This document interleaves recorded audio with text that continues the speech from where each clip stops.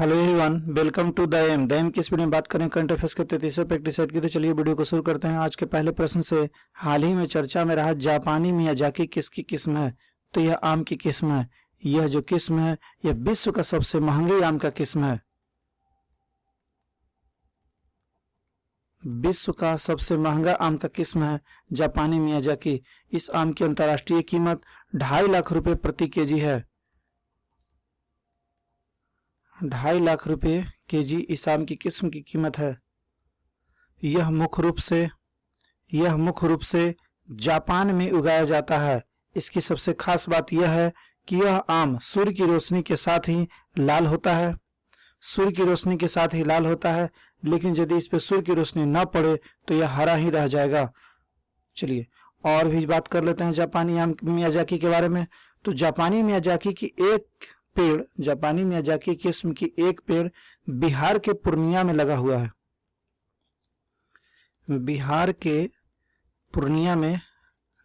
है।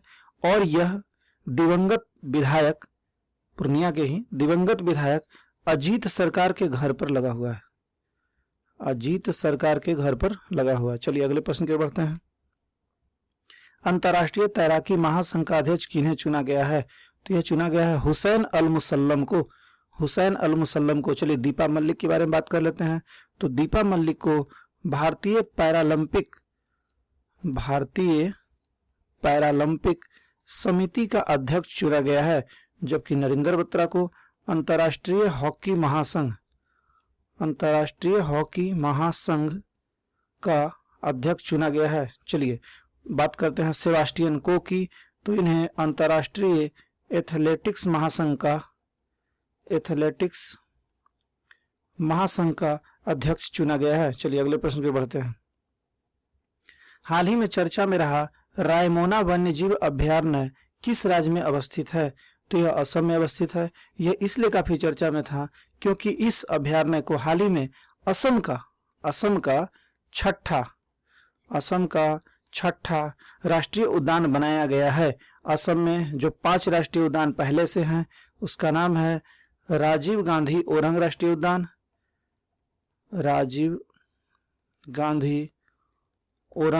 राष्ट्रीय उद्यान, मानस राष्ट्रीय उद्यान, नामेरी राष्ट्रीय उद्यान,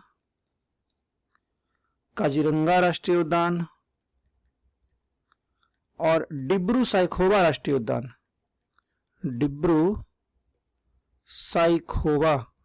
उद्यान। कुल 5 राष्ट्रीय उद्यान पहले से थे और छठा यह बना है रायमोना वन्यजीव अभयारण्य, जिसे राष्ट्रीय उद्यान का दर्जा हाल ही मिला है। 5 जो पहले थे राजीव गांधी ओरंग राष्ट्रीय उद्यान, मानस राष्ट्रीय उद्यान, नामेरी राष्ट्रीय उद्यान, काजीरंगा राष्ट्रीय उद्यान, डिब्रू साइखोवा राष्ट्रीय उद्यान। चलिए अगले प्रश्न के बढ़ते हैं। नीति आयोग द्वारा जारी भारत एसडीजी सूचकांक 2020-21 में प्रथम स्थान किस राज्य को प्राप्त हुआ? तो प्रथम स्थान केरल को प्राप्त हुआ। केरल में भारत के पहले डिजिटल विश्वविद्यालय का उद्घाटन किया गया है। चलिए केरल में एक चर्च है जिसका नाम है सेंट जॉर्ज ऑर्थोडॉक्स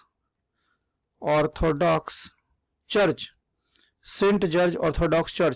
इस चर्च को भारतीय पुरातत्व सर्वेक्षण द्वारा हाल ही में राष्ट्रीय महत्व का स्मारक घोषित किया गया है। चलिए केरल के कुछ राष्ट्रीय उद्यान के बारे में बात कर लेते हैं। केरल में मथिकेट्टन सोला राष्ट्रीय उद्यान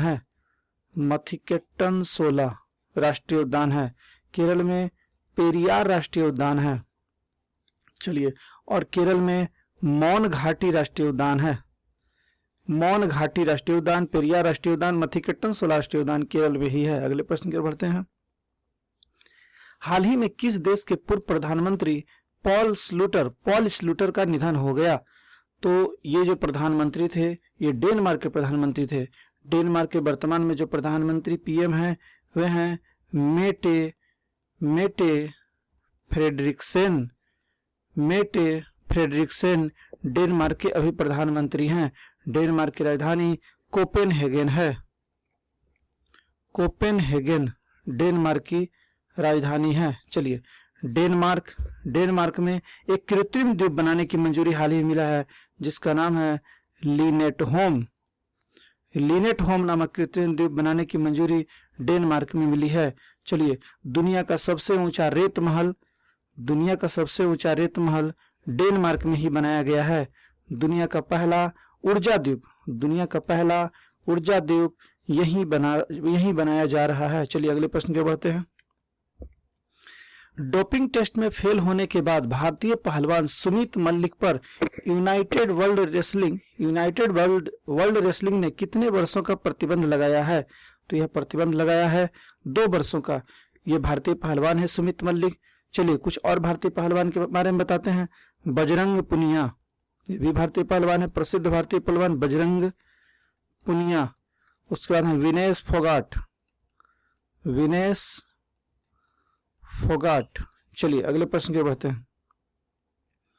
किस राज्य की सरकार ने कांस्टेबल से लेकर उप निरीक्षक स्तर तक के पुलिस कर्मियों को प्रत्येक वर्ष 1 महीने का अनिवार्य अवकाश प्रदान करने का निर्णय लिया है? तो यह असम की सरकार ने निर्णय लिया है, वर्ष में 1 महीने अनिवार्य अवकाश। चलिए, असम में हाल ही में मुख्यमंत्री बने हैं 15वें मुख्यमंत्री, उनका नाम है हेमंत बिश्व शर्मा। चलिए, असम के जो गवर्नर हैं वह है जगदीश मुखी यहाँ के राज्यपाल हैं। चलिए, और असम का सबसे इंटरेस्टिंग पॉइंट ये बताते हैं। असम में उगाए जाने वाले लाल चावल, असम में उगाए जाने वाले लाल चावल को हाल ही में भारत सरकार ने यूएसए भेजा है। यह पहला खेप था जिसे भेजा गया है, हाल ही में भारत सरकार ने यूएसए में भेजा है। चलिए अगले प्रश्न को बढ़ते हैं।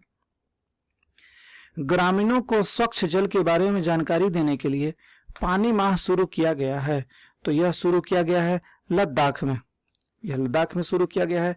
लद्दाख के जो उपराज्यपाल हैं राधा कृष्ण माथुर यहाँ के लद्दाख के उपराज्यपाल हैं। चलिए, लद्दाख की भाषा, संस्कृति और भूमि के संरक्षण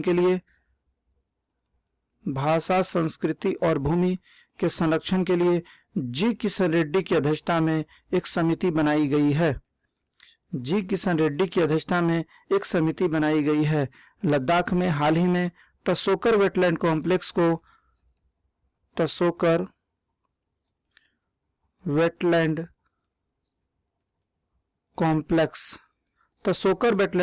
को भारत का 42वां रामसर स्थल घोषित किया गया है। चलिए, भारत में कुल अभी 46 रामसर स्थल हैं। भारत के पहले भूतापीय विद्युत परियोजना की स्थापना यहीं की गई है।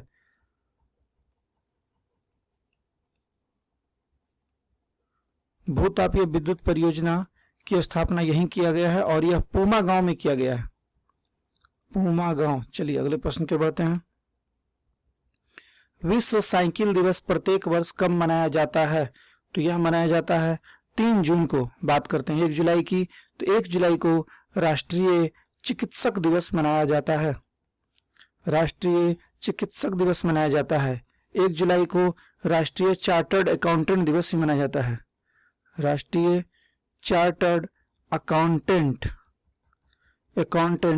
दिवस भी मनाया जाता है। 31 जुलाई को विश्व रेंजर दिवस मनाया जाता है, विश्व रेंजर दिवस। चलिए, और 8 मई को विश्व प्रवासी पक्षी दिवस मनाया जाता है, विश्व प्रवासी पक्षी दिवस मनाया जाता है। चलिए अगले प्रश्न की बढ़ते हैं। भारतीय रेलवे का पहला फ्रेश वाटर एक्वेरियम टनल किस स्टेशन पर शुरू किया गया है? तो यह शुरू किया गया है बेंगलुरु रेलवे स्टेशन पर यह शुरू किया गया है। और इसका उद्देश्य यह है कि स्टेशन पर यात्रियों जो बैठे रहते हैं, जो वेटिंग करते हैं, प्रतीक्षा करने वाले, स्टेशन पर जो यात्री बैठते हैं, वेट करते हैं, तो उनकी यात्रा को सुखद बनाने के लिए यह tunnel aquarium, fresh water aquarium tunnel की शुरुआत की गई है। चलिए कुछ रेलवे के बारे में बात कर लेते हैं। भारत का पहला पूरी तरह से विद्युतीकृत रेलवे जोन बना है पश्चिम मध्य रेलवे भारत का पूरी तरह से विद्युतीकृत रेलवे जोन बन गया है। चलिए, और भारत की सबसे लंबी मालगाड़ी भारत की सबसे लंबी मालगाड़ी वासुकी दक्षिण पूर्व मध्य रेलवे ने चलाई है। दक्षिण पूर्व मध्य रेलवे ने चलाई है। चलिए और बात कर लेते हैं। केंद्रीय मंत्री पीयूष गोयल के अनुसार, केंद्रीय मंत्री पीयूष गोयल के अनुसार वर्ष 2023 तक भारत का रेल नेटवर्क पूरी तरह से विद्युतीकृत हो जाएगा। अगले प्रश्न के बढ़ते हैं। किस राज्य की सरकार ने 2024 तक बेरोजगारी को हटाने के लिए हर हित स्टोर योजना की शुरुआत की है? तो इसकी शुरुआत की है हरियाणा की सरकार ने, और इस योजना में 18 से 35 वर्ष के युवाओं को शामिल किया गया है। चलिए, और इस योजना के माध्यम से 200 रिटेल स्टोर खोले जाएंगे।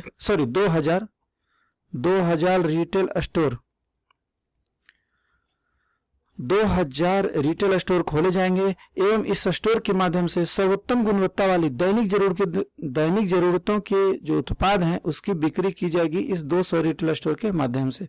चलिए, हरियाणा की सरकार ने पेड़ों को पेंशन देने के लिए प्राणवायु देवता पेंशन योजना की शुरुआत की है। चलिए, हरियाणा में ऑक्सीवन बनाने की घोषणा की गई है। हरियाणा की सरकार ने। चलिए अगले प्रश्न को बढ़ते हैं। हाल ही में भारतीय नौसेना के उप प्रमुख कौन बने हैं? तो भारतीय नौसेना के उप प्रमुख एस.एन. घारमडे उप प्रमुख बने हैं, जबकि भारतीय नौसेना के जो प्रमुख हैं, ये 24वें प्रमुख हैं, उनका नाम है एडमिरल करमबीर सिंह। चलिए बात करते हैं आर.के.एस. भदौरिया की। तो आर.के.एस. भदौरिया जो हैं ये वायुसेनाध्यक्ष हैं। इनकी हाल ही में सेवानिवृत्ति होने वाली है और इनके जगह पर जो नए वायुसेनाध्यक्ष बनेंगे वे होंगे एयर मार्शल वी.आर. चौधरी नए वायुसेनाध्यक्ष बनेंगे। चलिए उपेंद्र द्विवेदी की बात कर लेते हैं। उपेंद्र द्विवेदी जो हैं हमारे थल सेना के उप प्रमुख हैं, जबकि मनोज मुकुंद नरवाने ये थल सेना के प्रमुख हैं और ये 28वें प्रमुख हैं। थल सेना के प्रमुख हैं मनोज मुकुंद नरवाने, थल सेना के उप प्रमुख है उपेंद्र द्विवेदी, आर.के.एस. भदौरिया हमारे वायुसेनाध्यक्ष हैं। अब इनके जगह पर बनने वाले हैं वी.आर. चौधरी, जो कि भारतीय नौसेना के उप प्रमुख हैं एस.एन. घारमडे। चलिए अगले प्रश्न के बढ़ते हैं। राजीव गांधी खेल रत्न पुरस्कार का नाम बदलकर क्या कर दिया गया है?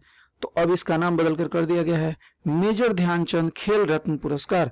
मेजर ध्यानचंद जो है हॉकी के खिलाड़ी हैं, इन्हें हॉकी के जादूगर के रूप में जाना जाता था। चलिए, इस पुरस्कार का जो शुरुआत था 1991 से 92 में किया गया था। इस पुरस्कार की शुरुआत 1991 से 92 में किया गया था और इस पुरस्कार को पहली बार शतरंज के ग्रैंड मास्टर विश्वनाथन आनंद को प्रदान किया गया था, शतरंज के ग्रैंड मास्टर। चलिए पहली बार। और इस पुरस्कार की जो राशि है वह 25 लाख रुपए है। चलिए अगले प्रश्न के बढ़ते हैं। हाल ही में किस देश के परमाणु बैलिस्टिक मिसाइल शाहीन 1 का सफल परीक्षण किया गया है? तो यह पाकिस्तान ने किया है इस मिसाइल का परीक्षण, और यह जो मिसाइल है सतह से सतह मार करने वाली है। चलिए अगले प्रश्न के बढ़ते हैं। विश्व का पहला आनुवंशिक रूप से संशोधित रबड़ प्लांट की स्थापना कहाँ की गई है? तो असम में किया गया है और असम की यह गुवाहाटी में किया गया है। चलिए, और असम के बारे में बता दूं, लोक सेवा आयोग की परीक्षाओं में ट्रांसजेंडरों को शामिल करने वाला पहला राज्य असम ही बना है और पूर्वी भारत के पहले कौशल विश्वविद्यालय की नींव यहीं रखी गई है। चलिए अगले प्रश्न के बढ़ते हैं। चलिए, किस राज्य की सरकार ने विश्व पर्यावरण दिवस के अवसर पर ऑक्सीजन बनाने की घोषणा की है? इस प्रश्न का उत्तर मैंने आप लोगों से पूछा था, तो इसका सही उत्तर है हरियाणा। ये प्रश्न आप लोग के लिए है। ट्विटर पर लोग किस भाषा को संविधान की 8वीं अनुसूची में शामिल करने की मांग कर रहे हैं? इस प्रश्न का उत्तर आप लोग नीचे कमेंट बॉक्स में जरूर दीजिएगा। तो ये था मेरा 33वां प्रैक्टिस। यदि मेरा वीडियो आपको अच्छा लगा तो प्लीज मेरे चैनल को लाइक, शेयर और सब्सक्राइब करना ना भूलें, ताकि मेरे वीडियो से रिलेटेड सारे अपडेट आपको समय से मिलता रहे। तो चलिए मिलते हैं अगले वीडियो में। Thank you for watching.